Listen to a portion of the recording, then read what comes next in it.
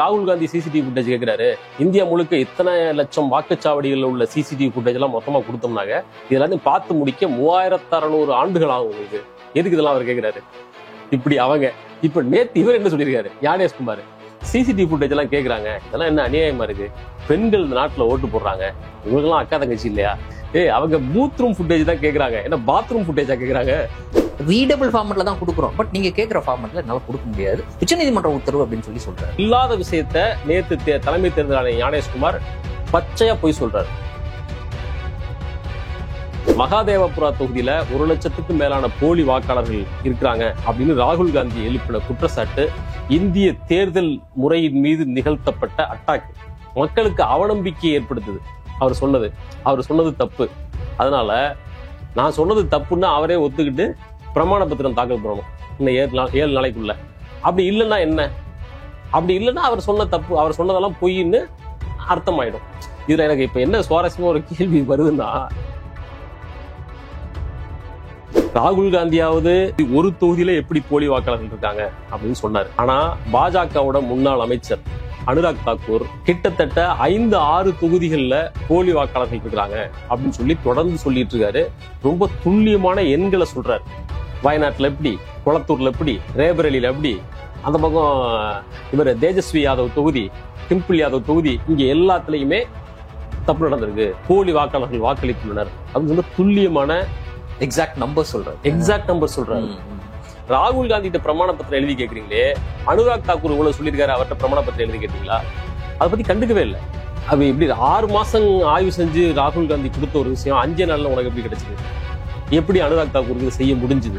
வணக்கம், இது அரண்சை, நான் ஹசீஃப். இன்று நம்மோடு மூத்த பத்திரிகையாளர் பாரதி தம்பி இணைந்திருக்கின்றார். அவரை வரவேற்போம். வணக்கம். வணக்கம். தேர்தல் ஆணையத்தின் மீது எதிர்க்கட்சிகள் முன்வைக்கக்கூடிய குற்றச்சாட்டு கடந்த ஒரு 10 நாளா இதுதான் செய்திகளை ஆக்கிரமித்திருக்குது அப்படின்னு சொல்லலாம்.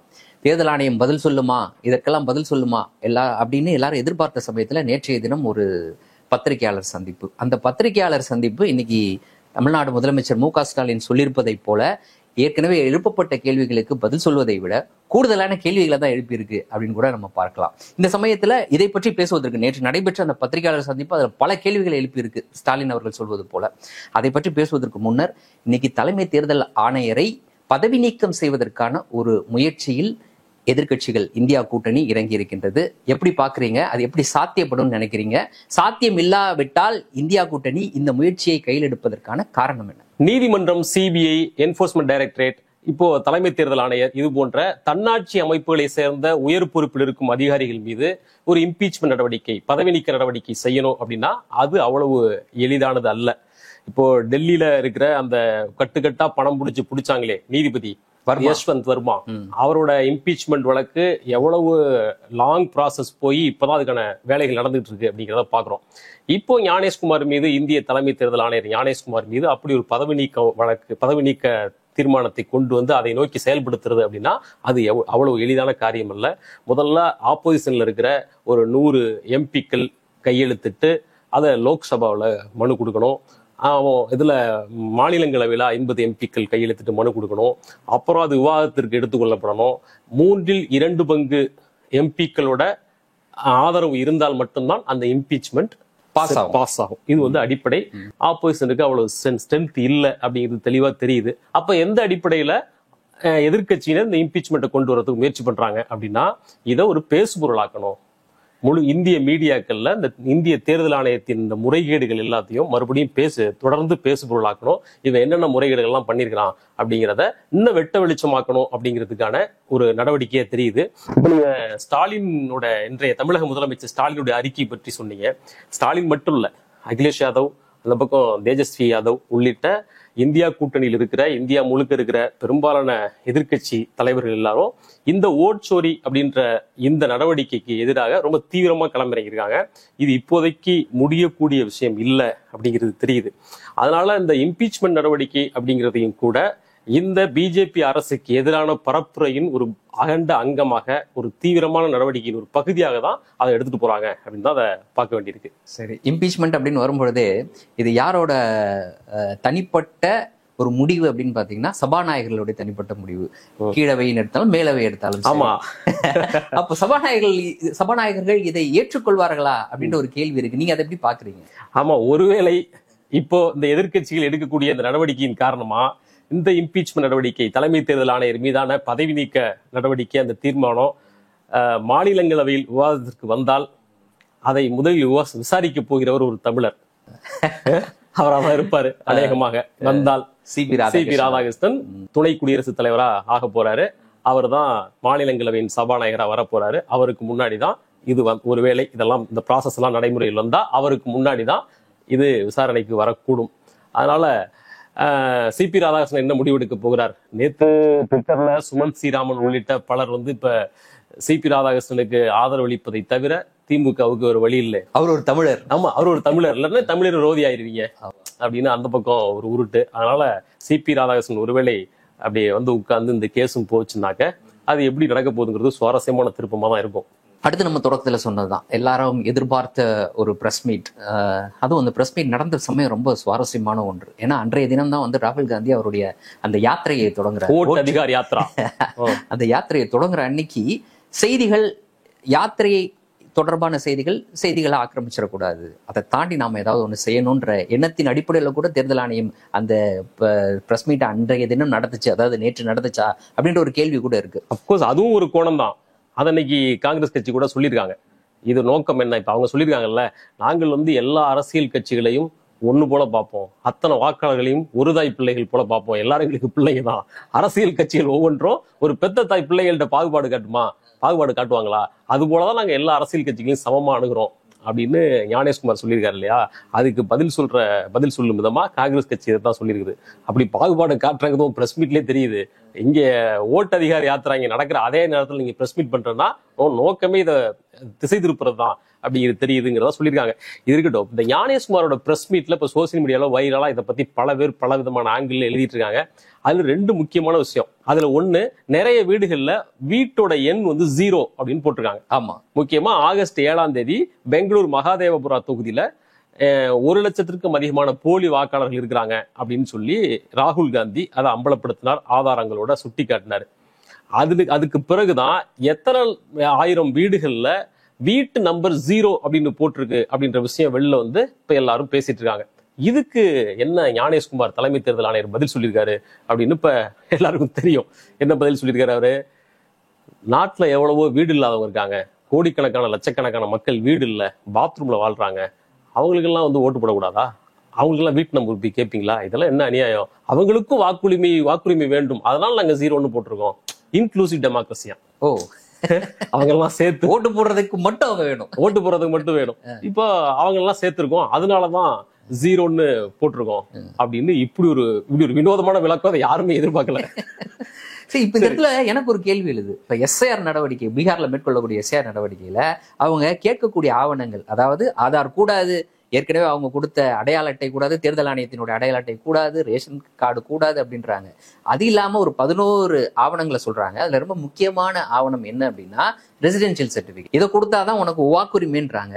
ஆனா அதே தேர்தல் ஆணையர் சொல்றாரு, வீட்டு விலாசமே இல்லாதவர்களுக்கு 0ன்னு போடுறோம். இது முரணா இல்லையா? ஆமா, ரொம்ப நேரடியா தெரியுது. அது ஸ்பெஷல் இன்டென்சிவ் ரிவிஷனுக்கு கொடுக்குற கேக்குற இது என்ன ஆவணம், என்ன 11 லிஸ்ட கொடுக்குற, அதுல ஓட்டர் ஐடி செல்லாதுன்ற, ஆதார் கார்டு செல்லாதுன்ற, இப்போ ஓட்டர் ஐடி இல்ல, ஆதாரும் இல்ல அப்படின்னா அந்த பிளாட்ஃபார்ம்ல வாழ்ற மக்கள்கிட்ட எந்த ஆதாரத்தின் அடிப்படையில, எந்த ப்ரூஃபின் அடிப்படையில நீங்க இப்போ ஓட்டர் லிஸ்ட்ல சேர்த்தீங்க?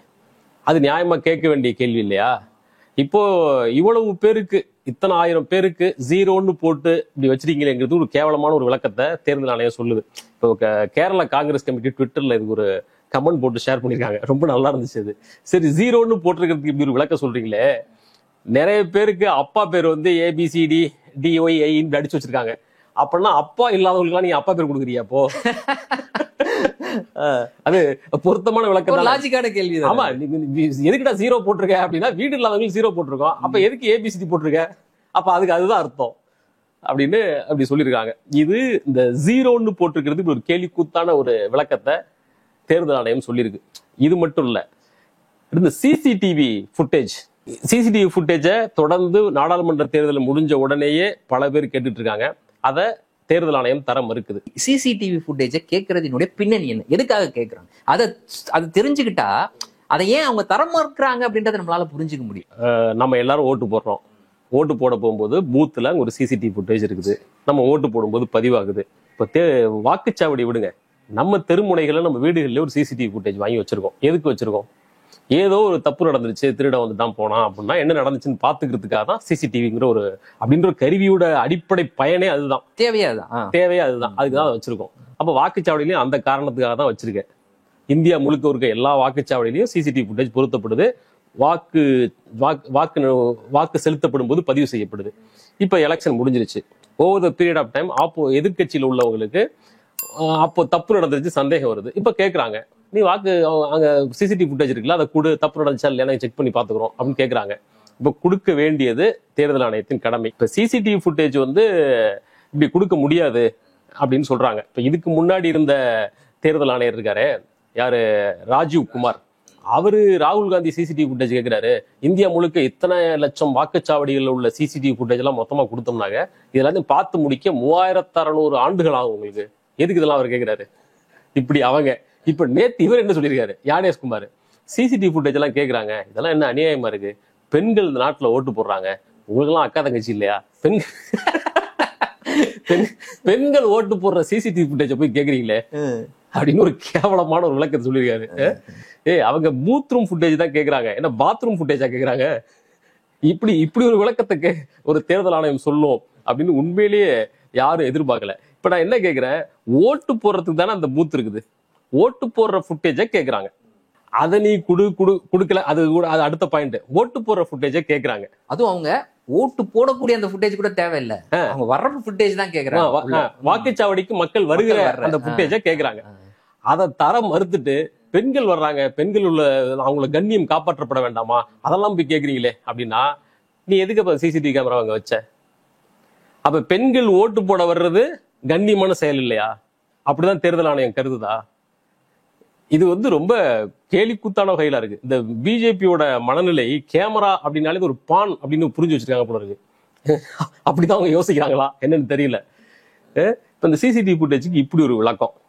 இப்போங்க இந்த சிசிடிவி ஃபுட்டேஜை பொறுத்த வரையிலும் வாக்களித்து 45 நாட்களுக்குள் அதை அழிச்சிருவோம் அப்படின்னு சொல்லி விதிமுறையை ஆல்ரெடி மாத்திட்டாங்க. இப்ப அவன்கிட்ட உண்மையிலேயே சிசிடிவி ஃபுட்டேஜ் இல்லை. ஏன் அப்படி ஒரு விதிமுறையை மாத்தணும்? அப்ப செய்த தவறுகள் வெளிவந்து கூடாது, ஆதாரங்கள் இருக்கக்கூடாது, ஒட்டுமொத்தமா அழிச்சு விட்டாங்க. இதுதான் சிசிடிவி ஃபுட்டேஜுக்கான பின்னாடி. ஏன் சிசிடிவி ஃபுட்டேஜ் அழிக்கணும்? திரும்ப திரும்ப ராகுல் காந்தி எழுப்புகிற கேள்வி அதுதான். எதுக்கு நீ இதை அழிக்கிற? இப்ப அழிச்சிட்டு திரும்ப வந்து நீ எதுக்கு அதை கேட்கிற? அதெல்லாம் பெண்களோட கண்ணியத்துக்கு ஆபத்து அப்படின்னு சொல்லி கேவலமான ஒரு தர்க்கத்தை ஞானேஷ்குமார் சொல்றார். அந்த பிரஸ் மீட்ல இந்த 2 விஷயம் மட்டும் இல்ல, ஜீரோன்னு போட்டது ஃபுட்டேஜ், சிசிடிவி ஃபுட்டேஜ், இது மட்டும் இல்ல, இன்னும் பல கேள்விகளை பத்திரிகையாளர்கள் தொடர்ந்து எழுப்புறாங்க. ஆங்கில ஊடகங்கள், இன்டர்நேஷனல் ஊடகங்கள் எல்லாம் கூட கலந்துகிட்டு ஒரு பெரிய பத்திரிகையாளர் சந்திப்பது பல கேள்விகள் எழுப்புறாங்க. ஆனா பதில் சொல்கிற ஞானேஷ்குமார் உள்ளிட்ட தேர்தல் ஆணைய அதிகாரிகள் எல்லாரும் ஒரே ஒரு கேள்விக்கு கூட இங்கிலீஷ்ல பதில் சொல்லல, ஹிந்தியில சொல்றாங்க. எல்லா கேள்விக்குமான பதிலும் ஹிந்தியில மட்டும்தான் சொல்றாங்க. ஏன் இந்த இவர் நாடு தழுவியல் உள்ள பிரச்சனை, உலகமே உற்று கவனிக்கக்கூடிய பிரச்சனை, அதுக்கு எதுக்கு ஒட்டுமொத்த கேள்விகளுக்கும் எதுக்கு இந்தியிலே பதில் சொல்லணும்? அப்ப யாரும் புரிந்து கொள்ள கூடாது என்பதையே நோக்கமாக வச்சுதான் இந்த இந்தியில பதில் சொல்லியிருக்காங்க. சோ யாரும் புரிந்து கொள்ள கூடாது அப்படின்றத நோக்கமா வச்சே இந்த பத்திரிகையாளர் சந்திப்பு நடத்தப்பட்டதை போல் தெரிகிறது. இப்போ நேற்று எழுப்பப்பட்ட கேள்விகள் ரொம்ப முக்கியமானது. தொடர்ந்து ராகுல் காந்தி எழுப்பி வரக்கூடிய ஒரு விஷயம் என்னன்னா, சர்ச்சபிளா எனக்கு வந்து டேட்டா கொடுங்க, டிஜிட்டலா டேட்டாவை கொடுங்க அப்படின்றதான் வந்து எதிர்கட்சிகள் கேட்கக்கூடிய கேள்வி. அதற்கு நேற்று ஞானேஷ்குமார் கொடுத்திருக்கக்கூடிய விளக்கம், உச்சநீதிமன்றத்தில் ஒரு உத்தரவு இருக்குது, அந்த உத்தரவின் அடிப்படையில தான் நாங்க நீங்க கொடுக்குற அந்த ஃபார்மேட்ல கொடுக்க முடியல, எங்களால ரீடபிள் ஃபார்மேட்ல தான் கொடுக்குறோம், பட் நீங்க கேட்கிற ஃபார்மேட்ல என்னால கொடுக்க முடியாது, உச்சநீதிமன்ற உத்தரவு அப்படின்னு சொல்லி சொல்றாரு. உண்மைக்கு முற்றிலும் புறம்பானது. ஏற்கனவே இப்படி ஒரு வழக்கு, வேறொரு தேர்தல் தொடர்பான ஒரு வழக்குல, அந்த வழக்கில் அந்த மனுதாரர் வந்து என்ன சொல்றாரு, நீங்க பிடிஎஃப் எனக்கு கொடுத்துருக்காங்க, அதை ரீடபிள் ஃபார்மேட்ல எனக்கு கொடுக்கணும் அப்படின்றத அவரோட பிரேயர். அதுக்கு நீதிமன்றம் என்ன சொல்லுதுன்னா, பிடிஎஃப் இருக்கிறத நீங்களே எக்ஸல் ஃபார்மேட்ல கன்வெர்ட் பண்ணிக்க முடியும், நீங்களும் கொஞ்சம் எஃபோர்ட் போடுங்க, மாத்திக்கிங்க, எல்லாத்துக்கும் தேர்தல் ஆணையத்தை அப்படி பண்ணி கொடுங்க அப்படின்னு கேட்காதீங்க, நீங்களே பண்ணிக்கங்க அப்படின்னு தான் நீதிமன்றம் சொல்லுதே ஒழிய தேர்தல் ஆணையம் ரீடபிள் ஃபார்மேட்ல கொடுக்க தேவையில்லை அப்படின்லாம் சொல்லல. கொடுக்க கூடாதுன்னு சொல்லல. ஆனா இப்படி ஒரு இல்லாத விஷயத்த நேத்து தலைமை தேர்தல் ஆணையர் ஞானேஷ்குமார் பச்சையா போய் சொல்றாரு. நேரடியா நீதிமன்றம் சொல்லாத ஒரு விஷயத்த அப்படி சொல்றாரு. இப்படியா இன்டர்பிரட் பண்றாரு. ஆமா, அந்த இன்டர்பிரேஷன் வந்து அவங்களுக்கு தோதான வழியில இருக்குது. ஆனா அது உண்மைக்கு மாறானது, முற்றிலுமே மாறானது. சரி, இது இந்த பிடிஎஃப் சம்பந்தமா இப்படி இருக்குது இல்லைங்களா? நேத்து இந்த தேர்தல் ஆணையத்தின் பிரஸ் மீட்டோட இறுதி பகுதியில இப்படி கேள்வி கூத்தா அப்படி எல்லாம் நடந்து முடியுது. பல பத்திரிகையாளரோட கேள்விகளுக்கு வந்து பாஸ், நெக்ஸ்ட் கொஸ்டின், ஏதோ குவிஸ் ப்ரோக்ராம் நடத்துற மாதிரி சொல்றாரு. நெக்ஸ்ட் கொஸ்டின் இப்படி எல்லாம் போகுது.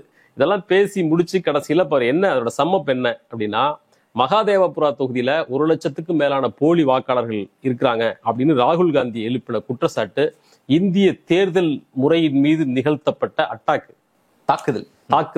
அதனால இது இந்த தேர்தல்கள் சிஸ்டத்தோட புனிதத்தை கெடுக்குது, மக்களுக்கு அவநம்பிக்கையை ஏற்படுத்துது. அவர் சொன்னது தப்பு. அதனால நான் சொன்னது தப்புன்னா அவரே ஒத்துக்கிட்டு பிரமாண பத்திரம் தாக்கல் பண்ணணும் இன்னும் 7 நாளைக்குள்ள. அப்படி இல்லைன்னா என்ன? அப்படி இல்லைன்னா அவர் சொன்னதெல்லாம் பொய்ன்னு அர்த்தமாயிடும். இதுல எனக்கு இப்ப என்ன சுவாரஸ்யமா ஒரு கேள்வி வருதுன்னா, ஒருத்தர் மேல ஒரு குற்றச்சாட்டு சொல்லியாச்சு.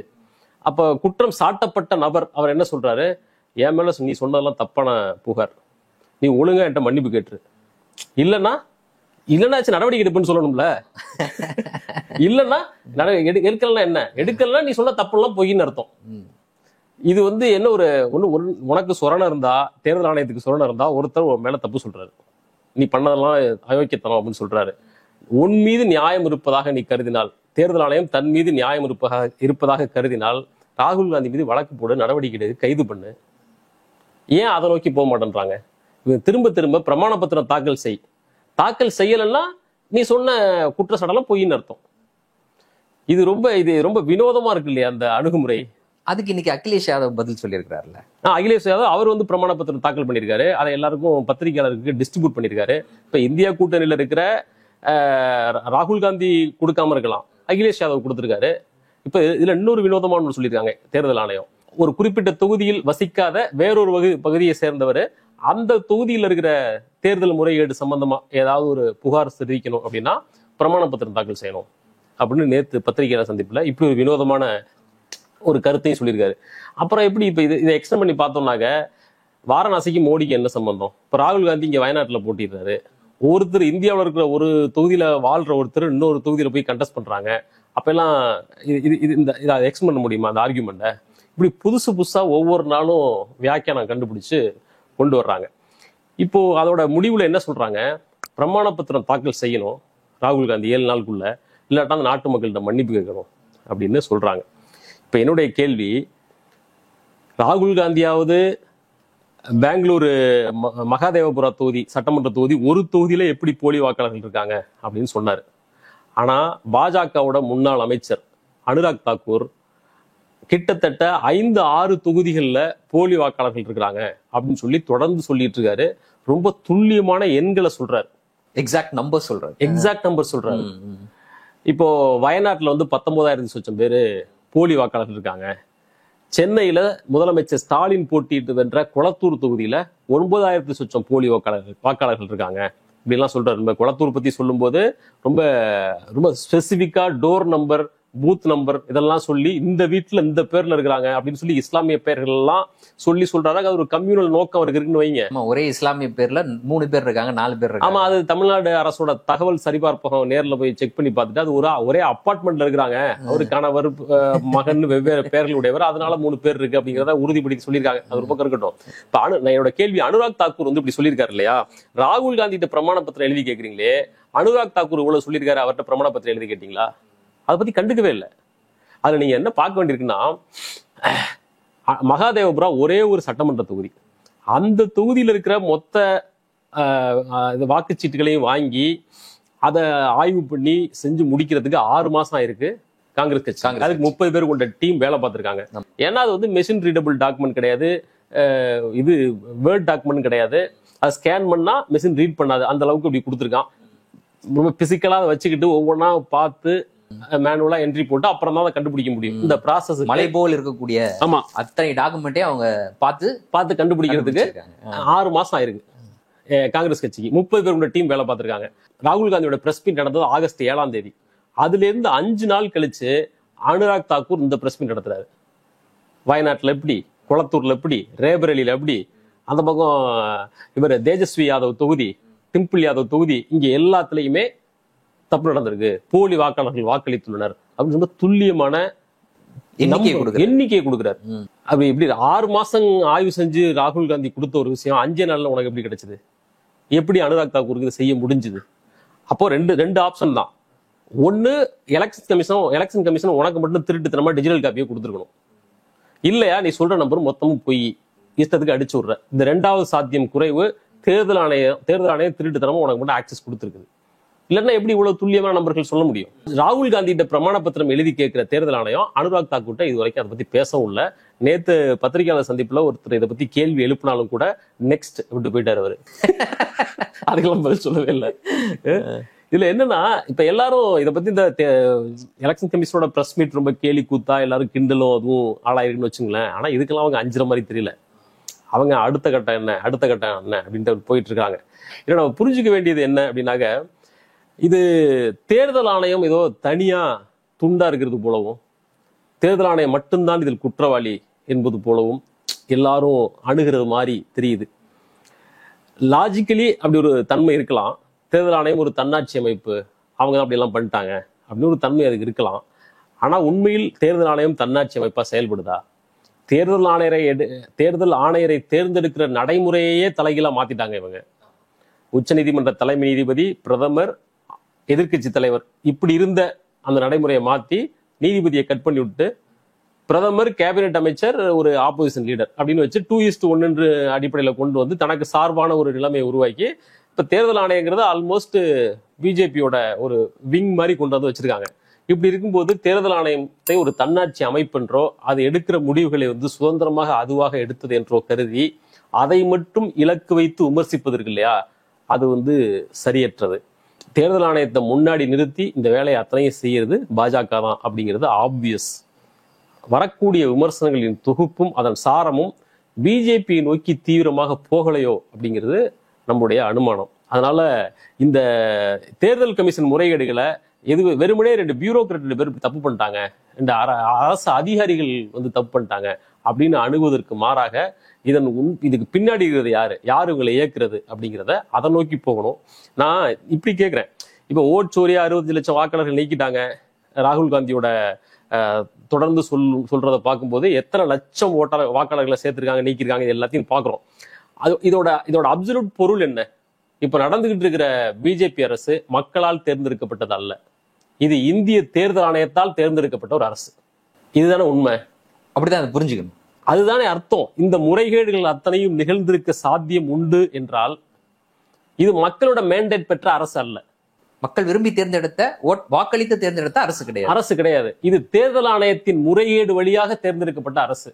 அப்ப அந்த அரசு பண்ண அத்தனை மக்கள் விரோத நடவடிக்கைகளுக்கும் தேர்தல் ஆணையம் பொறுப்பேற்குமா? அவன் 1-2 பண்ணிருக்கான். ஹத்ராஸ் கூட்டு பாலியல் வல்லுறவு, சிஏஏ, என்ஆர்சி, மணிப்பூர், ஜஹாங்கீர்புரி வன்முறை, ஜேஎன்யூ வன்முறை, லக்கிம்பூர் கேரி, விவசாயிகள் போராட்டம், இன்னும் அதோட பட்டியல் எண்ணில் அடங்காது. இப்படி ஒரு முறைகேடான வழியில் தேர்ந்தெடுத்த இந்த பாஜக செய்த அந்த மக்கள் விரோத நடவடிக்கைகள் அனைத்துக்கும் யார் மூல காரணமா இருந்து பேக் பண்றது? யார் மூல காரணம்? தேர்தல் ஆணையம் தானே. அப்படின்னா முறைகேடான ஒரு தேர்தலின் வெளியே தேர்ந்தெடுக்கப்பட்ட இந்த அரசு கேன்சல் பண்ணணும். அது மக்கள் ஆதரவை பெறாத ஒரு அரசு எப்படி இருக்க முடியும்? மக்களால் தேர்ந்தெடுக்காத அரசு எப்படி பதவியில் நீடிக்கலாம்? எப்படி பதவியில் நீடிக்க முடியும்? அதனால தேர்தல் ஆணையத்தின் தனித்த பிரச்சனை அல்லங்கிறது ஒண்ணு. இந்த அரசே ஒரு கேன்சல் பண்ண வேண்டிய அரசு. ஆக்சுவலா இந்த ஞானேஷ்குமாருக்கு எதிராக கொண்டு வர இருக்கக்கூடிய அந்த இம்பீச்மென்ட் அரசுக்கு எதிராக கொண்டு வர வேண்டிய நம்பிக்கையில்லா தீர்மானமாக மாற்றப்படணும். மாற்றப்படணும். ஆனா அதுக்கு டெக்னிக்கல் கிரவுண்ட்ல இடம் இல்ல. அதனால ஞானேஷ்குமாரை முன்னிறுத்துறாங்க. இது அவங்களோட டாக்டிக்ஸ் தானே.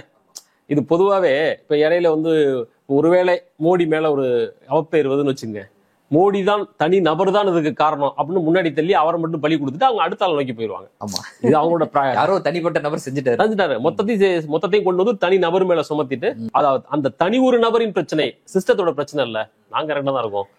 அதை நோக்கி இதை கொண்டு செல்வதற்கான நிறைய சாத்தியங்கள் இருக்கு. இப்ப இதை ஒட்டி தேர்தல் ஆணையம் பிரஸ் மீட் இதை ஒட்டி பேசும்போது வேற சில எண்கள் ரொம்ப முக்கியமா இருக்கு. 2024 நாடாளுமன்ற தேர்தல் முடிந்த உடனேயே இந்தியா முழுக்கவும் பதிவான வாக்குகளின் எண்ணிக்கையை விடவும் எண்ணப்பட்ட வாக்குகளின் எண்ணிக்கை அதிகமாக மிகப்பெரிய சர்ச்சை வந்தது. சர்ச்சை எழுப்புனது நீங்களும் நானும் இல்ல, மத்திய அமைச்சர் நிர்மலா சீதாராமனின் கணவர் பரகலா பிரபாகர். அவர் எழுப்பிய குற்றச்சாட்டு அப்போ ஒரு அன்நோட்டிஸ்டா பெருசா கண்டுக்காம போனுச்சு. தொடர்ந்து 3வது முறை பிஜேபி ஆட்சி கட்டில் அமர்கிறது அப்படின்ற சோர்வு எதிர்கட்சிகளுக்கு வந்து இதை பெருசா கண்டுக்காம கூட விட்டுருக்கலாம். ஆனா திரும்ப அவரோட பேச்சு இப்ப வைரல் ஆயிட்டு இருக்கு. அதுல அவர் சொன்ன பரகலா பிரபாகர் சொன்ன தகவல்கள் ரொம்ப ரொம்ப முக்கியம். 4.56 கோடி ஓட்டுகள் கடைசி 2 மணி நேரத்துல பதிவாயிருக்கு அப்படின்னு பரகலா பிரபாகர் அப்ப சொன்னார். அந்த கடைசி நேரத்துல பதிவான அந்த 4.5 கோடி ஓட்டுகளின் வழியா 79 சீட்டுகள்ல எக்ஸ்ட்ரா பிஜேபி ஜெயிச்சிருக்காங்க. அதன் மூலமா மட்டும்தான் ஆட்சியை பிடிச்சாங்க. ஒருவேளை அதுல ஜெயிக்கலன்னா, அந்த 79லயும் ஜெயிக்கலனாக என்டிஏ கூட்டணி 213 தொகுதியில மட்டும்தான் ஜெயிச்சிருக்கும். இந்தியா கூட்டணி 316 தொகுதிகளில் வெற்றி பெற்று ஆட்சியை பிடித்திருக்க வாய்ப்பு இருக்கிறது அப்படின்னு நிர்மலா சீதாராமனின் கணவரான பரகலா பிரபாகர் சொன்னார். இதை அவர் மட்டும் சொல்லல. அதுக்கு பிறகு ஓட் ஃபார் டெமோக்ரஸி என்ற அமைப்பை நடத்துகிற நம்ம தமிழ்நாட்டை சேர்ந்த ஓய்வு பெற்ற ஐஏஎஸ் அதிகாரி தேவசகாயம் அவர் வந்து இந்த தேர்தல் நடைமுறைகள்ல எப்படி வாக்காளர்கள் சேர்க்கப்பட்டாங்க, எவ்வளவு பதிவானுச்சு, எவ்வளவு எண்ணாங்க, இதெல்லாம் வந்து ஒரு ஆய்வறிக்கை வெளியிட்டாங்க. அதுல அவர் சொல்லியிருக்கிறதும் இதே விஷயங்கள் தான். இதை எல்லாத்தையும் ஒட்டி கடந்த ஜனவரியில ராகுல் காந்தி இந்தியன் எக்ஸ்பிரஸ்ல ஒரு கட்டுரை எழுதியிருந்தாரு. பலரும் படித்திருக்கிறோம். ஆமா, மேட்ச் பிக்சிங் அப்படின்னு ஒரு கட்டுரை எழுதியிருந்தாரு. அதுல அவர் முதன்மையா எடுத்துக்கிட்டது மகாராஷ்டிரா தேர்தல். மகாராஷ்டிரா தேர்தலில் எப்படி எல்லாம் வந்து சடன் ஸ்பைக் இருந்துச்சு. மகாராஷ்டிரால 2024 மே மாசத்துல பார்லிமெண்ட் எலெக்ஷன், நவம்பர்ல சட்டமன்ற தேர்தல், ஒரு 5 மாத இடைவெளி. பார்லிமெண்ட் எலெக்ஷன்ல ஃபுல்லா தோக்குது பிஜேபி அண்ட் கூட்டணி. ஆனா சட்டமன்ற தேர்தலில் ஸ்வீப் ஹெவியா அடிக்கிறாங்க. இந்த 5 மாத இடைவெளியில 41 லட்சம் புதிய வாக்காளர்கள் சேர்க்கப்பட்டிருக்காங்க. இது எப்படி அப்படின்னு அவர் எழுப்பின முதன்மையான கேள்வி. அதை விட முக்கியம் என்னன்னா, தேர்தலோட முடிவுல மொத்த வாக்காளர் எண்ணிக்கை இருக்கு இல்லையா, எண்ணப்பட்ட வாக்குகளோட எண்ணிக்கையை விடவும் வாக்களிக்கும் தகுதியுடைய அடல்ட்டுகளின் எண்ணிக்கை குறைவு. எவ்வளவு பேர் எலிஜிபிள் கேண்டிடேட்ஸோ அதை விட அதிகமா வாக்கு பதிவாயிருக்கு. இது வந்து மகாராஷ்டிராவில். அது திரும்ப ராகுல் காந்தி அந்த குற்றச்சாட்டை சொல்லிக்கிட்டே இருக்கிறாரு. இப்பதான் அது வந்து ஏதோ கொஞ்சம் வெளிச்சம் கொடுத்து அதுல கவனிக்கிறாங்க. இது மகாராஷ்டிராவோட நிலைமை. இது அப்ப பரகலா பிரபாகர் சொன்னாரு, ஓட் ஃபார் டெமோக்ரஸி சொன்னிச்சு, ராகுல் காந்தி சொன்னாரு. அதுக்கு 6-7 மாசமா சொல்லி அதனுடைய தீவிரத்தன்மை இப்ப பீகார் எஸ்ஐஆர் அண்ட் பெங்களூர் மகாதேவபுரா தொகுதியோட முறைகேடு இதெல்லாம் வந்த பிறகுதான் இது இப்ப அனைத்து மாநிலத்தில் உள்ள அரசியல் கட்சிகளும் ஓரளவுக்கு விழிப்படைந்து இதை நோக்கி தங்களோட கவனத்தை திருப்பியிருக்காங்க. பரகலா பிரபாகர் பேசுற அந்த வீடியோ இன்னைக்கு பெரிய அளவுக்கு வைரல் ஆயிட்டு இருக்கு. ஆமா, பெரிய அளவுக்கு வைரல் ஆயிட்டு இருக்கு. அப்படியே கொஞ்சம் தமிழ்நாட்டு நிலவரம் என்ன அப்படின்னு பார்த்தோம்னாக்க, தமிழ்நாட்டுல ஒரு உதாரணத்துக்கு 2-3 இது சொல்றேன். பலருக்கும் தெரிந்ததுதான், இருந்தாலும் கடந்த காலத்துல அதோட முக்கியத்துவத்தை நம்ம பார்த்தோமா இல்லையான்னு தெரியல. இன்னைக்கு இந்த ஓட் சோரி, வாக்கு திருட்டுன்ற இந்த தில்லுமுள்ளு நடந்திருக்கிறது அப்படின்ற இந்த விஷயத்த மனசுல வச்சுக்கிட்டு ஒரு ரீவிசிட் பண்ணுவோம் அப்படின்னு பார்த்தோம்னா, 2014 பாஜக முதலில் இந்தியாவை ஆட்சியை பிடிக்குது. அப்ப தமிழ்நாட்டுல பாஜக போட்டியிடுச்சு. அதிமுக கூட்டணியில இல்ல. 2014 அவங்க தனியா போட்டியிட்டாங்க. அதுல அவங்களோட ஓட் ஷேர் வந்து 5.56%. இப்ப 2014 ஒரு வானவில் கூட்டணி அமைச்சாங்க. ஆமா, அதுல இருந்து 5 வருஷம் 2019 அதுல பிஜேபி ஏடிஎம்கே கூட்டணியில இருந்துச்சு. அப்ப அவங்களோட ஓட் ஷேர் வந்து 3.59%, 2% குறைஞ்சிருச்சு. அடுத்து வாங்க 2024 லாஸ்டா நடந்த நாடாளுமன்ற தேர்தல். அதுல மறுபடியும் அதிமுக கூட்டணி இல்ல, தனியா ஒரு கூட்டணி அமைச்சாங்க. பாமக, அமமுக இந்த மாதிரிலாம் இருந்துச்சு. அதுல அவங்களோட ஓட் ஷேர் 11.24, ஒரு சடன் ஸ்பைக். 3 மடங்கு 4 மடங்கு உயர்வு. இந்த நாடாளுமன்ற தேர்தல் 10 வருஷம் நடந்தது சொல்றேன் இல்லையா, இதுக்கு நடுவில் ஒரு சட்டமன்ற தேர்தல் நடந்துச்சுல 2021. இப்ப திமுக ஆட்சியில் இருப்பதற்கு காரணமான 2021 சட்டமன்ற தேர்தல்ல பாஜக வாங்கின ஓட்டு சதவீதம் 2.62. கடைசியா சந்திச்ச 2 தேர்தல்கள் தான் நம்ம எடுத்துக்க முடியும். போன தேர்தல்ல இருந்து இவ்வளவு தூரம் இதுல எவ்வளவு முன்னேறி இருக்க அப்படின்னு அப்படி பார்த்தா 2.62% இருந்து 11.24, இது 5 மடங்குங்க. 5 மடங்கு உயர்வு. இது எப்படி சாத்தியம் அப்படிங்கிறது ஓட் ஃபார் டெமோக்ரஸி உள்ளிட்ட பல அமைப்புகள் எழுப்புகிற கேள்வி. இது முக்கியமா தமிழ்நாட்டில் இருக்கிற கட்சிகள் இதை கூர்ந்து கவனிக்கணும். நம்ம என்ன நினைச்சிட்டு இருக்கோம், 10-15 வருஷமா தமிழ்நாட்டுல வந்து பிஜேபிக்கு செல்வாக்கு ரொம்ப அதிகரிச்சிட்டு இருக்கு. அவன் அப்படித்தானே ஒரு நெரேட்டிவ் செட் பண்றான். அதாவது ஒரு நாயை அடிச்சு கொள்ளணும்னாக்க முதல்ல அதுக்கு பைத்தியக்கார பட்டம் கட்டிடணும். அதுக்கப்புறம் அடிச்சு கொண்டாங்க அது ஏற்கனவே பைத்தியக்கார நாயே, அதனாலதான் அடிச்சு கொண்டாங்க அப்படின்னு ஒரு மக்கள் ஏற்பதுக்கு கிடைக்கும்.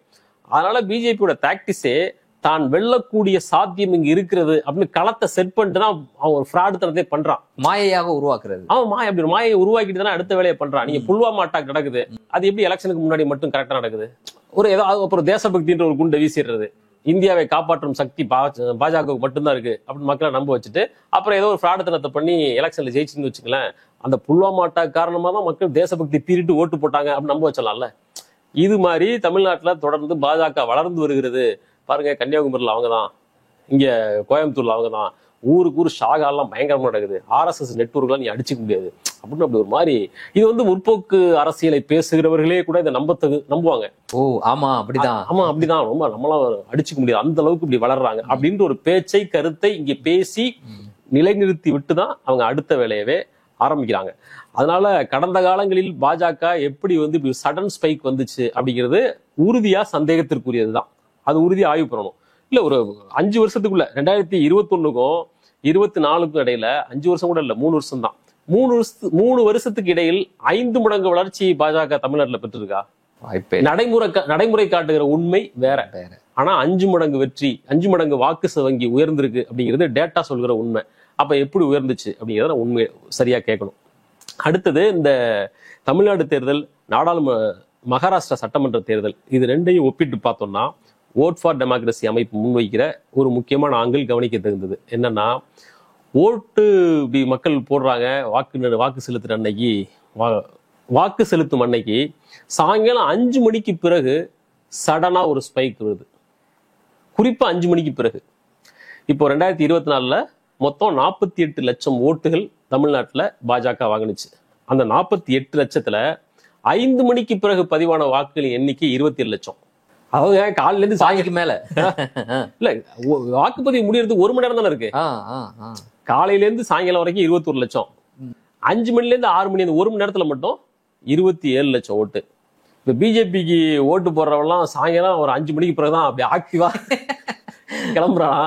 என்ன கணக்கு இது? இது தமிழ்நாட்டுல மட்டும் இல்ல, மகாராஷ்டிராவிலையும் சேம் இதே நிலைமை தான். 5 மணிக்கு பிறகு வந்து ஒரு சடன் ஸ்பைக். கிட்டத்தட்ட அங்கேயும் 76 லட்சம் ஓட்டு, அங்க 76 லட்சம் ஓட்டு. அது ரொம்ப ஒரு மேசிவான டர்ன் அவுட். அதுக்கெல்லாம் எந்த கணக்கும் இல்லை. தேர்தல் ஆணையம் இப்போ முன்னாடியெல்லாம் வந்து ஒவ்வொரு தொகுதியிலையும் ஒவ்வொரு கட்சியும் எவ்வளவு நம்பர்ல கொடுப்பாங்க, ஆமா, பின்னாடி வந்து பர்சன்டேஜ்ல கொடுக்குற நடைமுறை கொண்டு வந்துட்டாங்க. அதனால அது ரொம்ப துல்லியமா டக்குன்னு கண்டுபிடிக்கவும் முடியல. அப்படி ஒரு பிராக்டிஸையும் கொண்டு வந்துட்டாங்க. அதனால அந்த 7 மணி ஆட்டம், 5 மணி ஆட்டம் இருக்கு இல்லையா, இந்த பாஜக நடத்துகிற இந்த 5 மணி ஆட்டத்துக்கு பின்னால் அவங்களுக்கு ஏதோ ஒரு சதி வேலை இருக்குது. இது ஓட் ஃபார் டெமோக்ரஸி ஆய்வு திருத்தமா சொல்லுறத மகாராஷ்டிரா, தமிழ்நாடு உதாரணங்கள் இதை காட்டுது. பல மற்ற மாநிலங்கள்லயும் எப்படி பிஜேபி ஜெயிச்சிருக்கு, 5 மணிக்கு பிறகு அங்க எப்படி எல்லாம் உயர்ந்திருக்கு அப்படிங்கிறத ஒரு ரீவிசிட் பண்ணி ஆய்வு பண்ணா இன்னும் இதே மாதிரியான ஒற்றுமைகளை பல மாநிலங்கள்ல உறுதியா கண்டுபிடிக்க முடியும். தோண்ட தோண்ட புதையல் அப்படின்னு சொல்ற மாதிரி இன்னைக்கு எலெக்ஷன் கமிஷன் கொடுக்கக்கூடிய இல்லைன்னா கொடுக்க மறுக்கக்கூடிய டேட்டாஸை ஏதோ ஒரு வகையில எடுத்து தோண்ட தோண்ட பல்வேறு கேள்விகள் தொடர்ந்து எழுந்து கொண்டே இருக்கின்றது. இந்த கேள்வியை முன் வச்சுதான், மக்கள் மன்றத்தில் முன் வச்சுதான் ராகுல் காந்தி அந்த யாத்திரையை தொடங்கி இருக்கிறார். நியாயம் கிடைக்குமா அப்படின்றத பொறுத்திருந்து பார்ப்போம். இன்றைய தினம் எங்களோடு இணைந்து பல்வேறு தகவல்களையும் கருத்துக்களையும் பகிர்ந்தமைக்கு நன்றி. நன்றி. மீண்டும் ஒரு நேர்காணலில் சந்திப்போம். நன்றி நண்பர்களே. அரண்சை நண்பர்களுக்கு வணக்கம். அரண்சை ஊடகம் சுயேட்சையாக இயங்குவதற்காகவே உருவாக்கப்பட்டது. நாம் செய்கிற வேலை உண்மையிலேயே மக்களுக்காக செய்கிறோம் என்பதை நீங்கள் நம்பினால், வாய்ப்பு இருந்தால் இந்த ரேசர் பே QR கோடுக்குள்ளே நீங்கள் வந்து அதை ஸ்கேன் பண்ணி எங்களுக்கு உங்களால் இயன்றதை, விருப்பம் இருந்தால் ஆதரவு தெரிவிக்கலாம்.